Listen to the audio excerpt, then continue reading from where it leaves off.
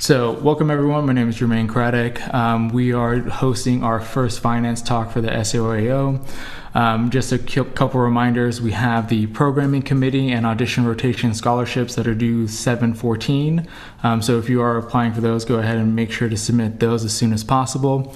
This meeting is being recorded as we build out our virtual resource center for our SAOAO members. Today I'm hosting the finance talk with Dr. Armbruster, Dr. Keller, and Dr. Feng.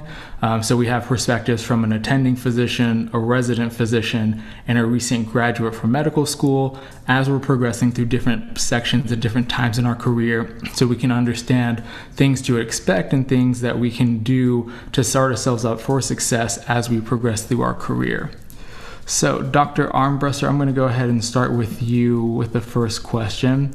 So, when we're looking at our lives as an attending physician and looking at the differences between our debt and our investments, how should we focus our attention on paying down debt versus investing our money in our career early on? Or can you unmute yourself? That's a great question, because a lot of folks have that question, as they're entering the attending phase. And it's important to approach it with a balanced perspective. Debt, of course, is a part of life. It depends upon how you live your life. It should be a smaller portion of your life, I personally believe. And in fact, ideally, if you can get to become debt-free, that would be ideal. But again, that does take time, and it takes a lot of practice and discipline as well. In the early stages, I think the best way to proceed is to make sure you honor and you solve your debt obligations, but also take it into consideration and take inventory of those obligations as the ones that are costing you the most. So the debt obligations that have the greatest interest rate should be the ones that I would theoretically try to pay off a little more expeditiously. At the same time, however, I think a balanced budget and approach to personal finance also has to include an element of savings and investment. It's important to satisfy both means and needs, because a lot of folks will focus on them almost in series. First I'll do the debt, and then I'll take care of my investments for my future. But when you're fresh out of your training, one of the greatest assets you have is your age and the timetable of your investments. So it's important to be able to make sure that you are not only satisfying the obligations, but also contributing a substantial portion, in my opinion, of your income toward your own personal savings and savings for your family as well. Great, thank you.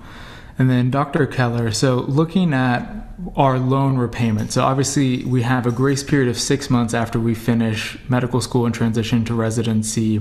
Kind of what loan repayment options are better while budgeting with a resident salary?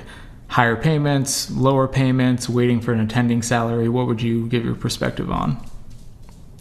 Yes. So my residency has been a little bit different because it was during COVID, so we kind of got the relief for 2 years. So we just started paying it up again. So it's based off income-based payments. So it's really off of the resident salary, which is mine's about like $250 to $300 a month. So it's not terrible at all. So just, incorporate that into your budgets. You don't have to, I wouldn't go any much extra unless you have the extra income coming in to help offset that student loan. But yeah, I wouldn't worry about it probably until afterwards, after you graduate residency and you actually start making attending money. All right. Thank you, Dr. Keller. And then Dr. Feng, as a medical student, what kind of tools would you recommend utilizing to help balancing budgets and making sure that you don't live outside of your means?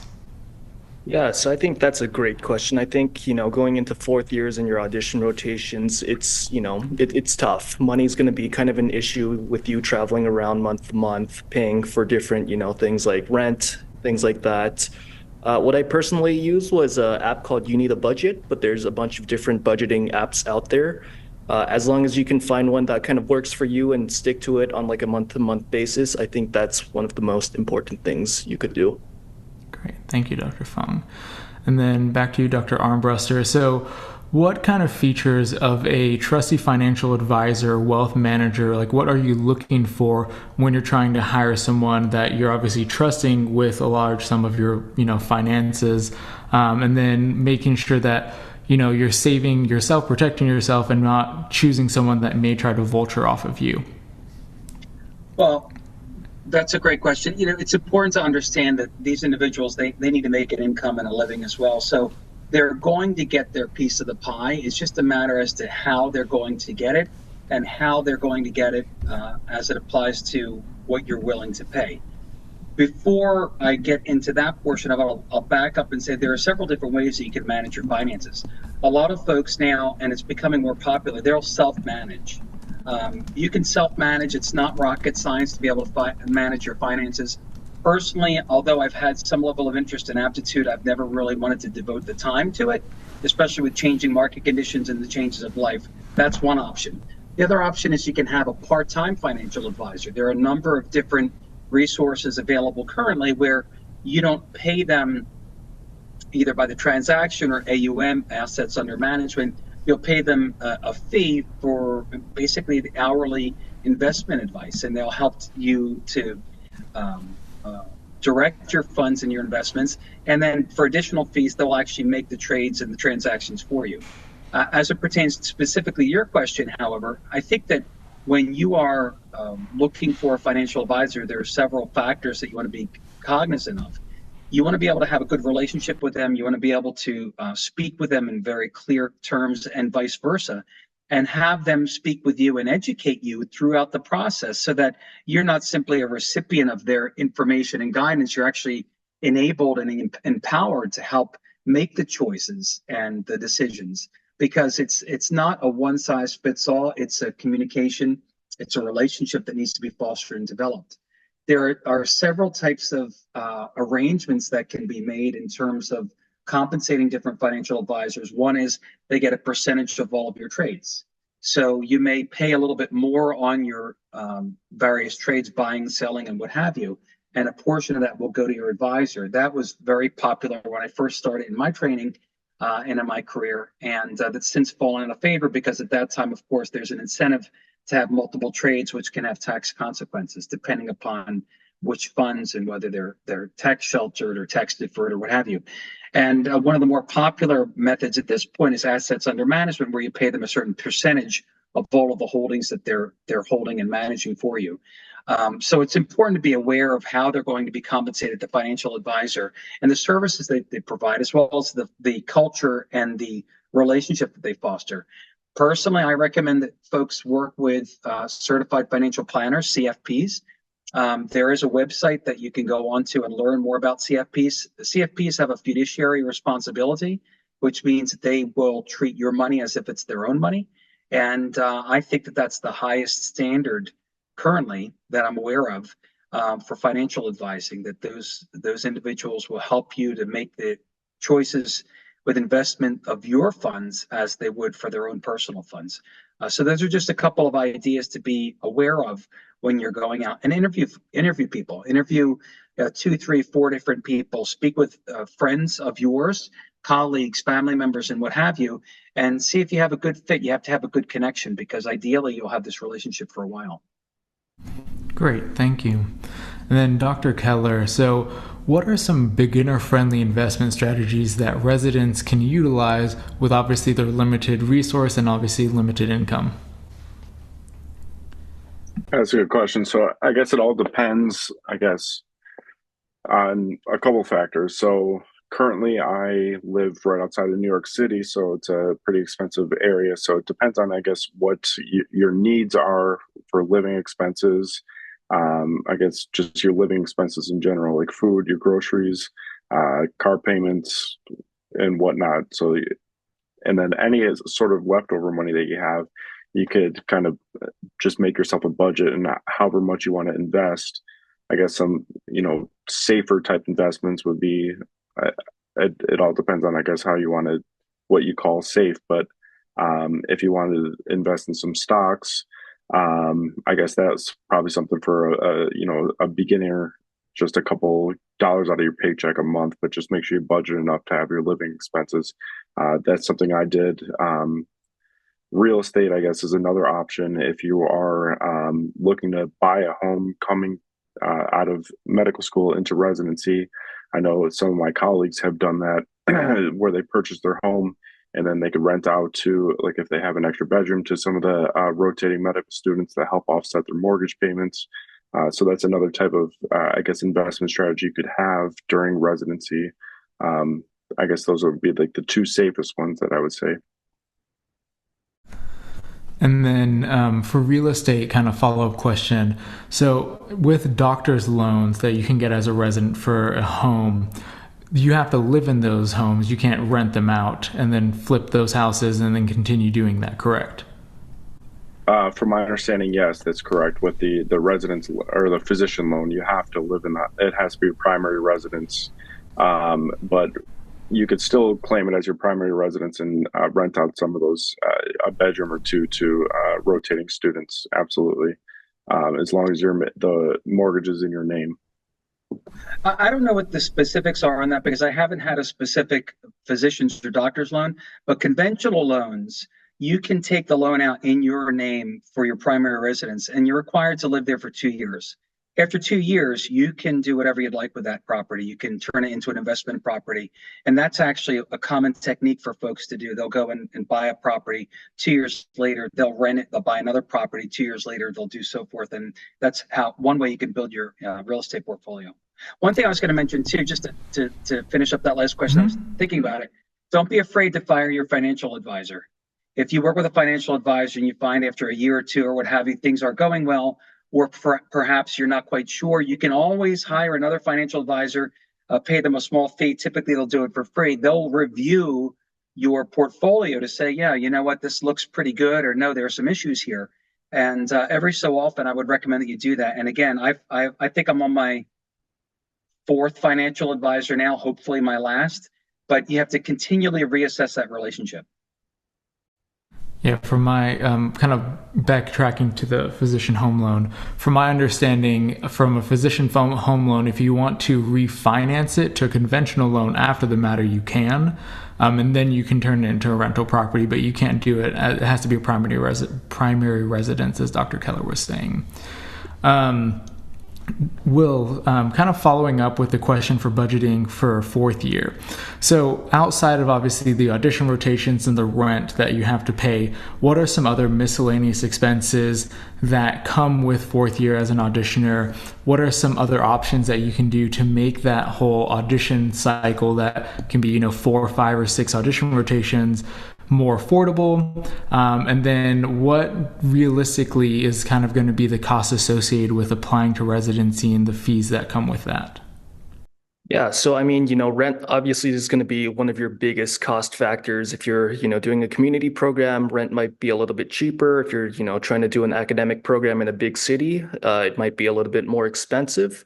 I would always, recommend students to reach out to the clinical coordinator to see if any residents are renting out rooms, because usually those are cheaper than, what the going market rate is, especially for visiting med students. I think food is a big, factor for many students. Some places do offer free food at the cafeteria, which is obviously nice. But, sometimes you still have to worry about dinner and then, lunch sometimes if it's not covered. Transportation was a big one. If you're doing everything local, like I did around California or the West Coast, your biggest cost is driving. But if you're, traveling all over the country, you got to think about, how much gas is going to cost if you're going to fly to a different place, things like that. And in terms of, other miscellaneous facts, ERAS is just expensive as a student. For every program you apply to, you have to give the program a flat fee. I think it's $11 right now. So if you're applying for like 30 or 40, different programs, it's going to cost you like $400 or $500. So that's something you also have to consider when it comes down to November, December time. In terms of, just finding opportunities, most of our schools, do offer scholarships around this time. I would highly recommend everyone to, just apply to as many scholarships as you can. all it takes is like 30 minutes to an hour to write an essay or some sort of statement, and you could be rewarded, up to $3,000, which makes a huge difference when you're an auditioning student trying to, survive the next day.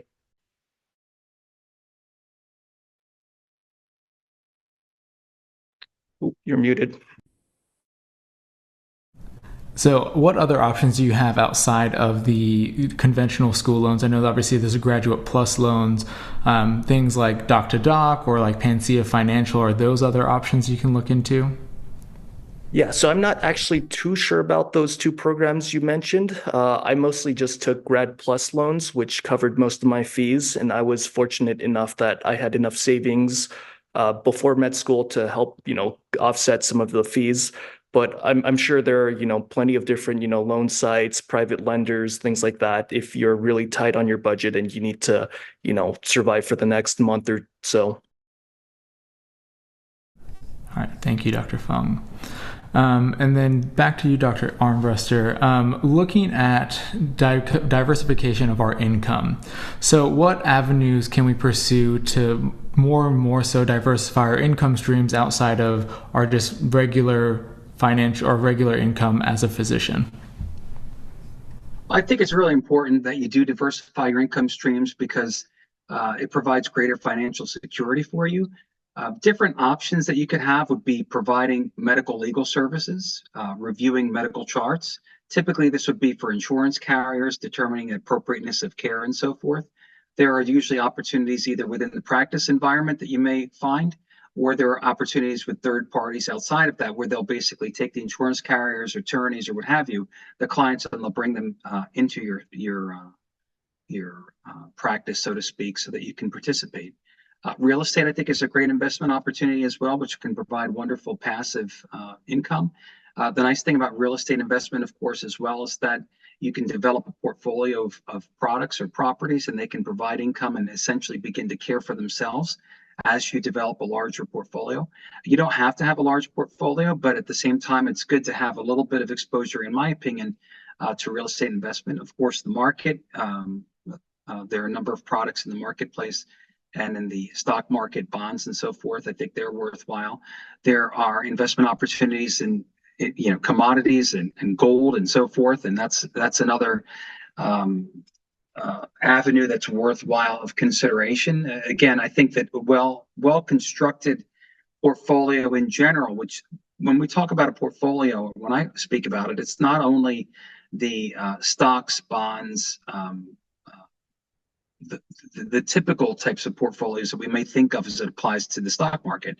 It's the entire portfolio. So diversifying income stream is very important. Look for other opportunities, other investment opportunities. Real estate's huge. Surgical centers, especially being orthopedic surgeons, would be a wonderful one. In effect, it's essentially a mandatory. As time goes on, our incomes dip a bit in terms of our reimbursements. So I like to tell folks that are on the pathway behind me that you're not necessarily going to become independently wealthy by being an orthopedic surgeon, but it will hopefully provide you with the tools so that if you're smart about it, you can invest them, and then you can develop financial independence, hopefully at a rather early age. And then follow-up question on the surgical centers. So I know some legal issues have kind of come up with surgical centers. Kind of what kind of things should you be looking at if you're wanting to get involved in investing in surgical centers? So obviously you can kind of fly within the legality and the laws of the lay of the land. Well, there are federal law considerations, federal legal considerations, as well as the state and local considerations. The states are more typically of an issue than the federal laws. And the surgical centers these days, typically they are very, very well versed in staying within the four corners of the law. So they'll advise you accordingly. I think that the factors that you want to look at when you're getting involved would be access and accessibility. You want to be able to take your work there. The benefit of a surgical center is not only the financial reward, but also having the ability to have an influence on your day-to-day routine, and be able to take your work there in a quick, easy, convenient, and efficient environment. Of course, you want to speak with your partners. A financial advisor can be helpful in this regard, as well as an attorney. Legal counsel will help you, especially with ownership contracts. And once you purchase into a surgical center, you want to make sure that you support the surgical center, because if you don't, that could be an issue or cause for you to be removed from the surgical center. But there are factors that are typically, well, they can be very specific to each individual opportunity, but in general, know what you're getting involved in. Make sure that it's a properly functioning and accredited surgical center that you're going to be able to have access to, work there, and then also be able to derive some financial benefit on the back end. All right, great, thank you. And then Dr. Keller, so what are some important financial considerations that you should be cognizant about when you're trying to choose a residency? And then should that play a factor when you're actually making your rank list? I would say no. I think that orthopedics is so competitive now. Like this year, I think we had like almost 550 applicants, and we for 3 spots, and obviously we can only interview X amount. So with the competitive nature of orthopedics, I would just I wouldn't really consider finances into playing a part of your rank list at all. I think other points to touch on that Will was talking about too with rotations, try to get as many as you can. I know it's difficult at some different medical schools on how much electives they let you do for your off-site rotations. But get as many as you can, showing face time, especially in orthopedics, showing that you're a hard worker. That's going to be the most important thing and going to help you get an interview spot. And then when you're looking at places too, as long as the area is safe, it doesn't really matter, I guess, how much. Try to get the cheapest place you can, because a lot of places you're going to be Q3 overnight calls to, even as a medical student. So you're not going to be staying. You'll be staying in a hospital at least a third of the time at some places. My institution, especially, the medical students take quite a bit of call with the residents. So just all take that into consideration as well. So I wouldn't make finances, as a medical student going into orthopedics, I wouldn't make that a play for your residency rank list. Great, thank you. And then Dr. Feng, how important is a credit score as you're progressing into medical school and then as you're progressing into residency? And then what are some steps that you can take as a medical student going into residency to improve your credit score? So I think a credit score is, pretty important even as a medical student. It kind of affects whether or not people give you loans, whether or not you can, apply for housing and get the apartment you want. I encourage people to, start building their credit score as early as possible. That includes, getting a credit card and, treating it like cash, paying things off with your credit card, paying the balance off each month, making sure you're not late for any loan repay or, any payments and things like that, because it really starts to matter once you start matching into a residency. You're moving into a new spot. They're running credit checks on you. You're trying to rent an apartment, and then they're like, "Well, wait, you have a pretty good score. We can offer you like an apartment here." So I think it's just very cognizant, even though, you're stressed out as students going through your audition rotations, to, not to neglect the, bigger money issues like credit cards, paying off debts and things like that for your future self. Great, thank you. And then Dr. Armbruster, what are some good retirement planning strategies for orthopedic surgeons? Well, I would definitely work with an advisor, at least in the early stages. When we come out of our training, you've spent so much time learning orthopedics that there really hasn't been much time for anything else. Unless you have a special aptitude or experience, I think that working with somebody in the early phases would be very helpful.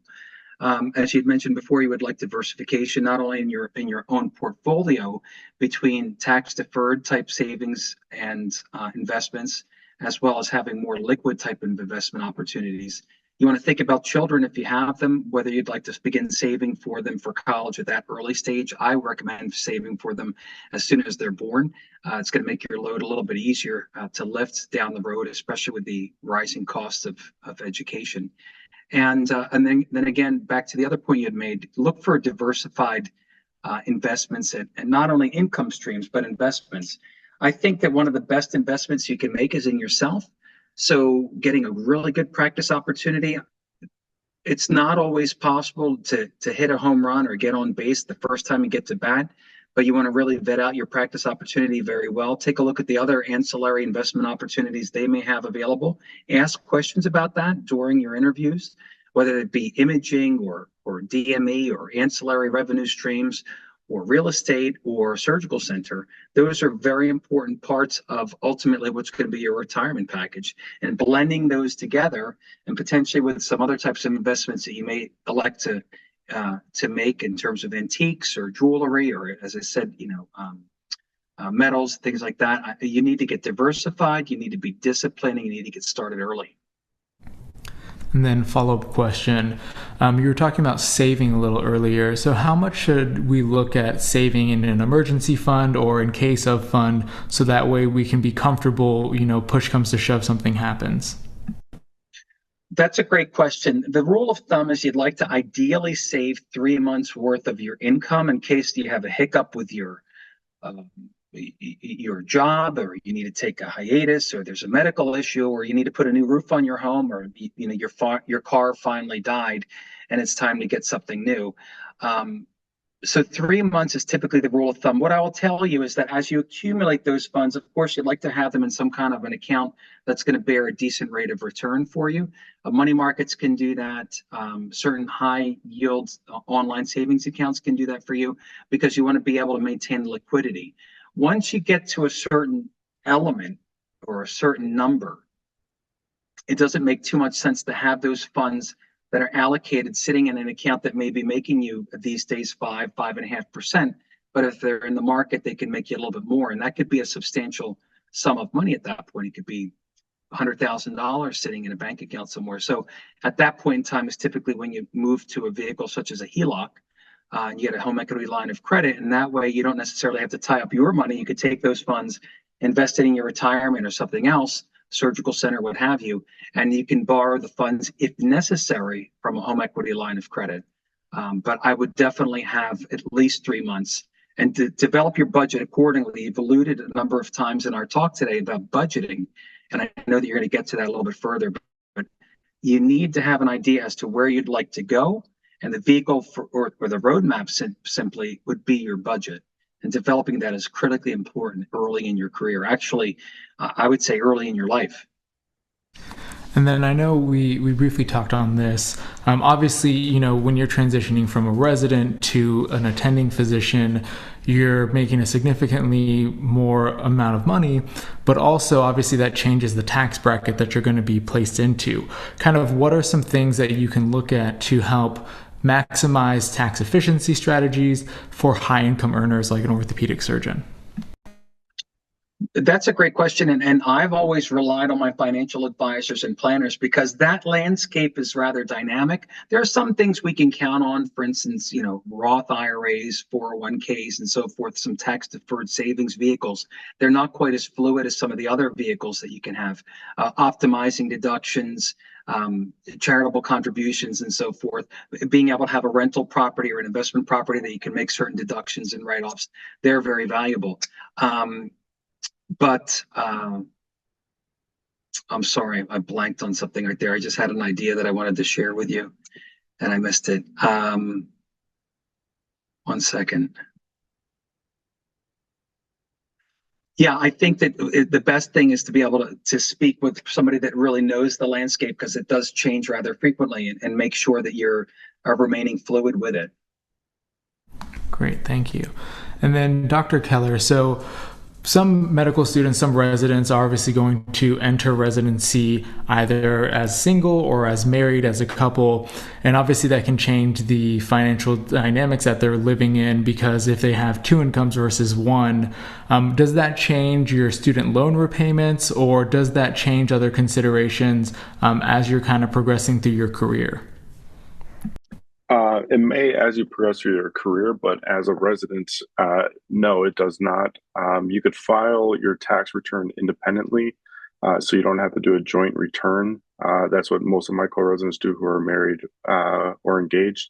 They'll file it separately, so your only tax or your repayments based off of only your income that you put on your tax returns. Great, thank you.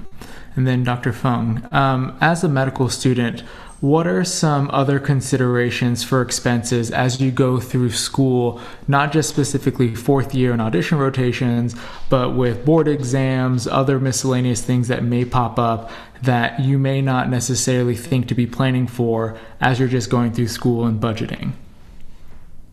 Yeah, I think you kind of hit on it, obviously applications are expensive, moving costs are, pretty pricey as well. That you could have like a health emergency, things like that. So I, would always, kind of like what Dr. Keller said before, have like an emergency fund, just like $1,000 since we don't really make too much money right now in order to cover any, rainy day issues that might come up. And then what are some kind of big expenses that have popped up as you transitioned from going into your fourth year, obviously doing audition rotations, obviously finishing your application, and then now that you're just getting started with orientation for residency? Yeah, so I mean, auditions are obviously going to take a big toll. It's going to, be a really hard time on your life, but once you're done, ooh, oh my God, best 3 months of your life. You pretty much have like no responsibilities, at least for me. I got the chance to, kind of travel the world, go on vacations, things like that. But it can be really hard for some people because you're not going to be making a paycheck until July pretty much. So that period from December to July after you finish your audition rotations to when you start residency and get your first paycheck, you're kind of, in a gray zone of whether or not you've saved enough before or you've taken enough loans if you want to go out traveling or things like that.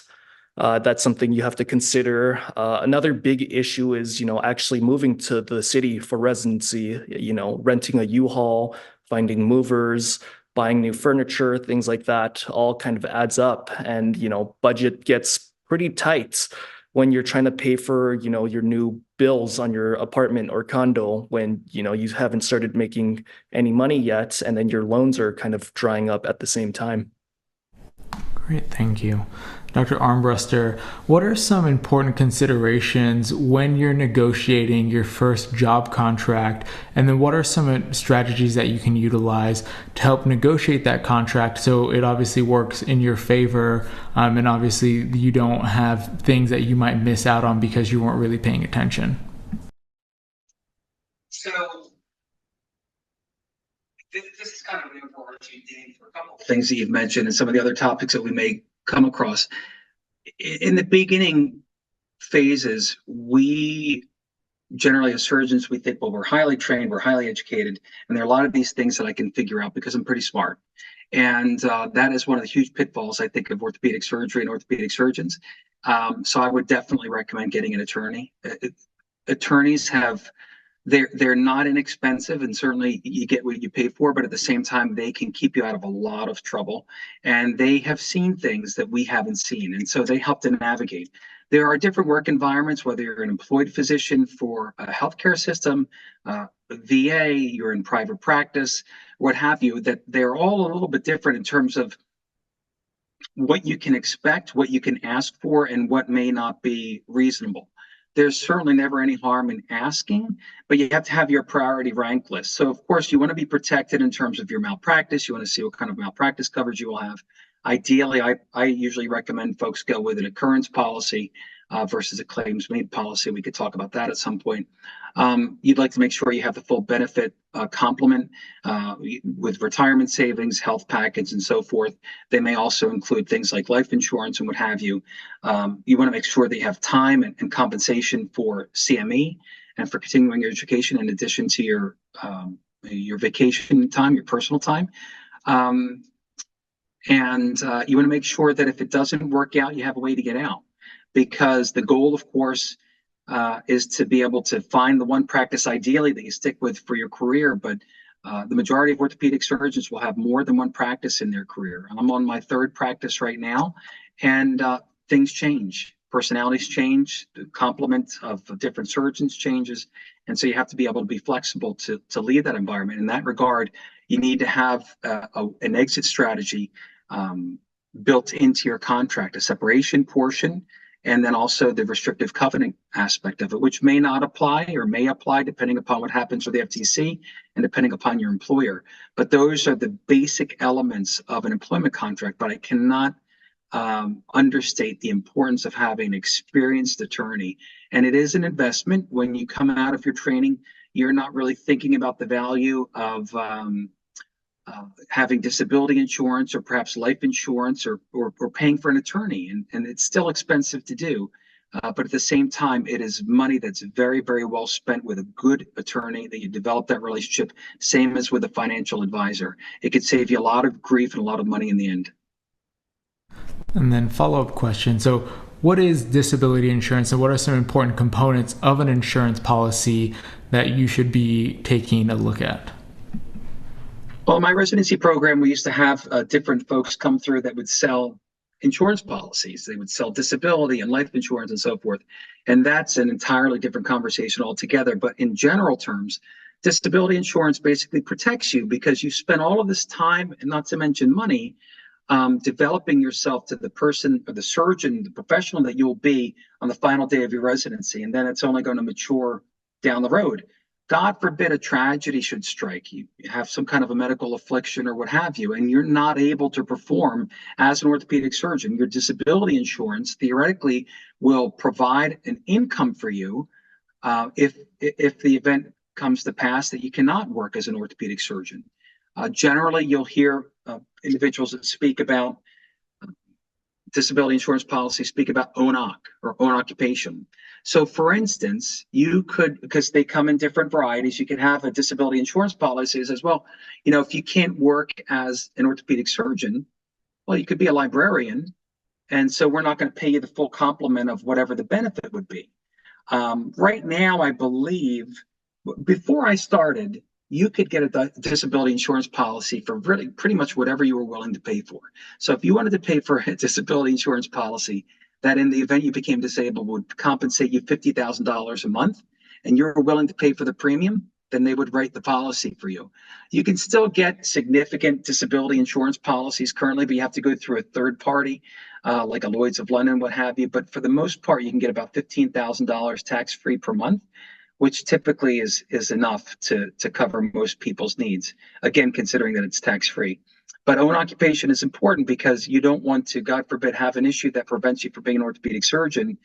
And the insurance company says, well, you could be a librarian, or maybe now you can, I don't know, work in accounting or whatever it happens to be. And so we're not going to pay you the full benefit amount per month. We're going to deduct what you could earn working at a grocery store or somewhere else. And you want to avoid that because, you know, you're trained very highly to be an orthopedic surgeon, and that's what your vocation is. That's what you want to be compensated for. And then you briefly touched on malpractice insurance.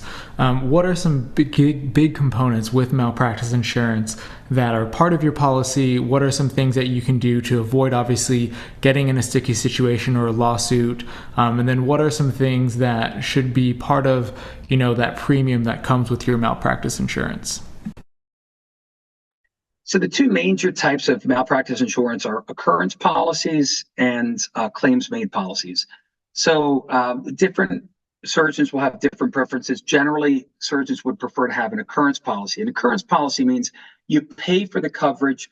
Let's say, and I'm at practice A, and I pay for my coverage at practice A.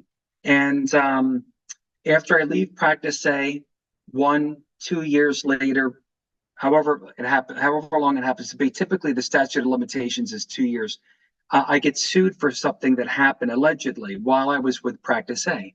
Now, if you have an occurrence policy, it covers you for any work that you did while you were at practice A, regardless of whenever the claim is filed or the lawsuit is made. If you have a claims made policy, it's usually less expensive insurance to pay for, but there's what's called a tail. The tail is when you're leaving the practice, you have to pay for additional coverage because the claims made will cover you while you're working there, from the first day to the last day, but not beyond. So if you happen to get sued after you leave the practice and you are in a claim, you've had a claims made policy and you have to pay for the tail. The tail provides the coverage for the last couple of years of your work so that if you get sued after your departure, you're still covered. you have to be mindful in your contract that you know who's paying for the tail, because the tail can be costly, and it is costly. And so generally what you'd like to have happen is you'd like to have the employer pay for your tail, as opposed to you being stuck with paying for the tail. That's a significant, could be hidden expense that you might encounter after you depart the practice. So that's the big part of it. In terms of reducing the chances of having lawsuits and so forth, I think that's a big part of board certification, education, CME, and so forth.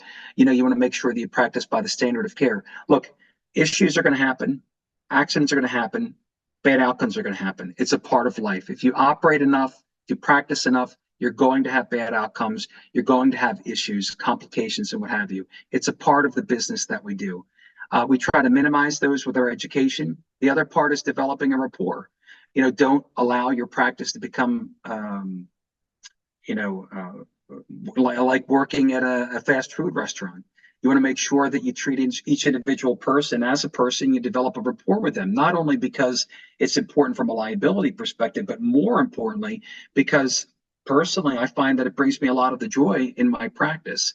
So that's a critical element as well. And then the last part that you had mentioned was, well, how can you protect yourself? What do you do? What are the aspects that you look for in different policies? You're having a relationship with the insurance carrier. They have risk management. So if you get yourself into a pickle, you want to make sure, or you think you might, you want to make sure you reach out to the risk manager immediately. You're paying for them. They're typically an attorney, and they will provide you with advice on how you handle a certain situation, whether you have a complication, or perhaps the patient is behaving in a certain fashion and you're not quite sure, what do I do? How do I behave? I've never encountered this before. You can ask other physicians who may or may not have had that, but the best person to ask is the risk manager with your insurance company, because they don't want you to be sued, right? You don't want to be sued. And the two that have the most skin in the game are you and your insurance carrier. So they're going to provide you, I think, with the best level of advice and quality to help you minimize your risk and hopefully stay claim free. Great. Thank you, Dr. Armbruster. And then Dr. Keller, what are some ways that you can make additional income outside of just your resident salary, for example, like moonlighting? And then what year could you potentially look into that kind of avenue? That's a good question. Unfortunately, my residency does not allow moonlighting. We're quite busy. So I know other residencies, usually as they become more senior, so I've heard some fourth years are able to moonlight elsewhere. Like I have some colleagues that are in radiology residencies who are able to moonlight their end of their second year.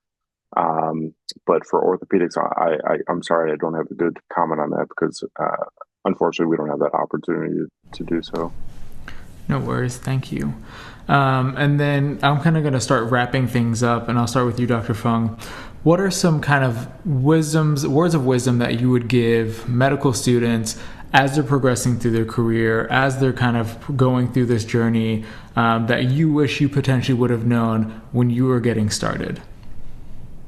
Yeah, so I think a big one is, obviously that it's never too early or too late to, start learning about financial literacy. For everyone that's here, attending this lecture, listening to this over again, you're doing a good thing in preparing yourself for the future. I wish I knew a little bit more about, budgeting and things like that. As like a second and third year student, it would have made, life a lot more stress-free, especially with the busy audition rotations. And you just got to do your best, try hard out there in the audition rotations, show that you care, show that you're a team player. And, if you have what it takes, then you'll get into a orthopedic residency spot. Thank you. And then same question, Dr. Keller, what are some things that you would give as advice for medical students as they're progressing through their career as regards to financial literacy? Yeah, I would basically say everything what Dr. Feng said was spot on. Especially in medical school, you want to make sure you have a good budget for yourself. As you progress to residency, for me personally, I'm single. I don't have a family to take care of, so it might be different for people who are in relationships or have children. But try budgeting, yes. just kind of have like a set amount that you have off of your income. But really, you have so much stress with residency, you're working late hours, so don't kill yourself over, being able to like have a strict budget. Give yourself like a nice little cushion that you have so you don't have to, kind of pinch for pennies. I think that's the biggest thing. So you have too much stress on your plate with residency itself. So you'll make that back. I'm going through some contract negotiations currently with some job offers, and some of them actually include student loan repayment opportunities. And we'll see what happens too, based off of what happens with your physician loan, basically forgiveness if you work at hospitals that are eligible for that in the future too. So there are opportunities later on in your career that your loans can be forgiven too. So I think once you hit residency, the main thing is to focus on residency. Obviously, making yourself a budget is important, but don't kill yourself over it. And then follow-up question, as you were talking about those loan repayment opportunities, kind of where are those programs typically situated, and kind of what does that actually look like as you're kind of hopefully progressing into your career? Is there a certain time limit that you're supposed to be there? What does that look like? So for me personally, I interviewed at a few places, and some offer actually some loan forgiveness up to $50,000 for basically like a signing bonus in addition to your signing bonus. So I just had an interview with a healthcare company in North Dakota that offered a signing bonus plus some student loan forgiveness bonus as well, that are basically just forgiven through that will be given quarterly, but is forgiven afterwards. So there are definitely opportunities for to include that in your contract negotiations. And Dr. Armbruster, if you have anything to add on that too, as you've been through it, I think that'll be huge if you did. Yeah, when I was coming through and looking at my first original opportunities, that wasn't much of a factor, especially in the Northeast where I practice currently. Typically, that would be more of an opportunity from what I've seen and heard, although I have no firsthand knowledge, for opportunities that are perhaps in a less desirable geographic area. But my understanding is that it's becoming a lot more popular now. So definitely ask about it. And you had mentioned before about the contract negotiations, put it in there. It could be a negotiating point, that's something that you can use as a bargaining chip down the road and maybe drop that part off to pick up something different. But I think that that's huge, because remember, you have to use post-tax dollars to pay off your loans. And if you can get those funds directly from the employer, I don't know exactly how that works. They may very well be taxed as taxable income. I'm not certain of that, but it's something definitely worthwhile looking at. I would make that a high priority. Great, thank you. And then Dr. Armbruster, what are some things that you wish you would have known as you were early on in your career with respect to your financial literacy, with respect to setting yourself up for success, so that way you could progress through your career with more financial security? That's a great question. I think you have a lot of great questions here this evening. There are a few things that I think are really, really important. And from my portion of this talk and participation, which again, I'm very happy to be part of, because I didn't have an opportunity like this when I was coming through. I would like to say a few things that I think should be, if you take nothing away from my portion, I would like you to remember this. Number one, live like a resident. When you're going through your residency, when you're a medical student, you're living kind of on the cheap. You're surviving, you're making ends meet. And then when you come out, you're getting a salary that could be, 5x, 7x, 10x what you were making the year before as a resident. And there is a natural feeling that you want to celebrate. If there's something that you want to celebrate, identify what you think you'd like it to be, whether it be a vacation, a car, what have you. There are ways to do it. Make it finite and take care of it, and then satisfy your need, and then move on. And try to live as close as you can to being like a resident, because the income that you will generate is wonderful, but you will find that you will very quickly rise to that level of spending. So wealth isn't what you make. Wealth is what you keep.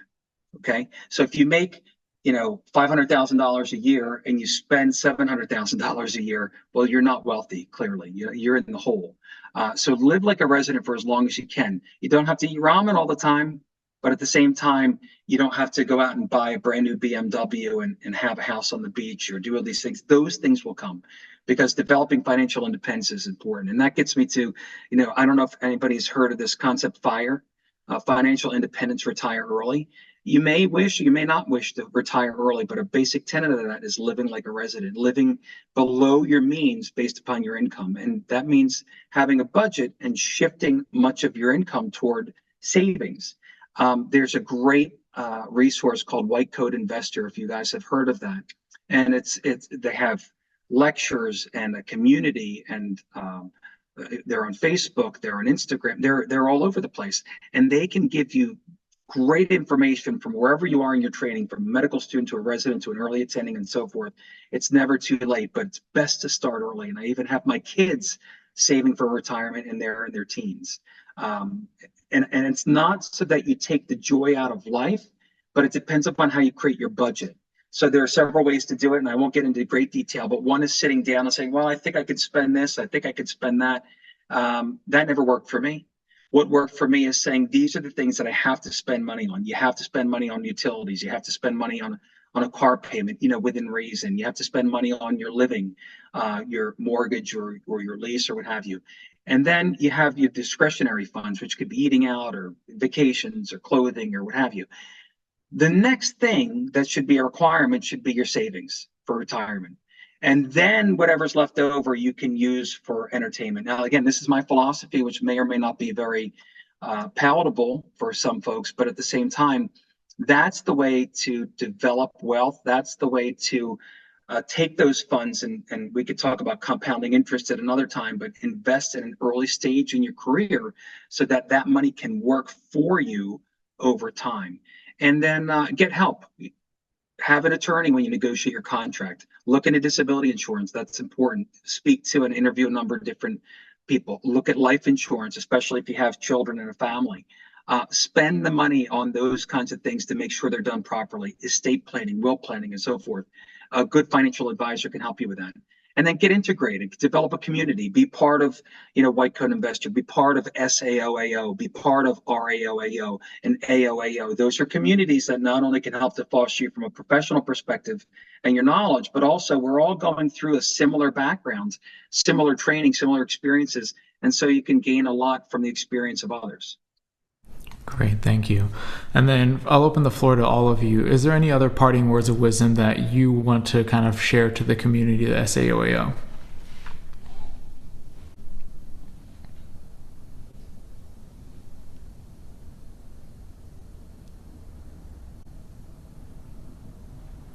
All right, anything else from you, Dr. Armbruster?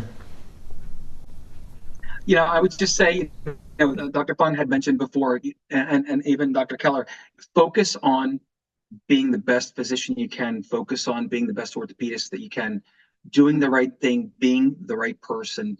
It can be very challenging in life and then also in this highly competitive atmosphere. If you focus and you develop those things, you'll be the best physician you could be, you'll be the best orthopedist you can be, and you'll be able to have a life that you love. We talk about finances, we talk about riches and wealth, so to speak, but the richest part of being able to have this career, number one, I think we've already won the lottery. Once you get into your residency, you've won the lottery, in my opinion. And it's about having richness of life, and a significant portion of that, I think, is finance, but the rest of it is to make sure you have a balanced experience and make sure you don't compromise yourself through the process, because it can be easy to do. All right, thank you very much for your time, Dr. Armbruster, Dr. Keller, and Dr. Feng. Again, this meeting will be posted online later for everyone to view at their own leisure, and I wish you all a very good evening. Thank you. Thank you. Thank you. Thanks for having us.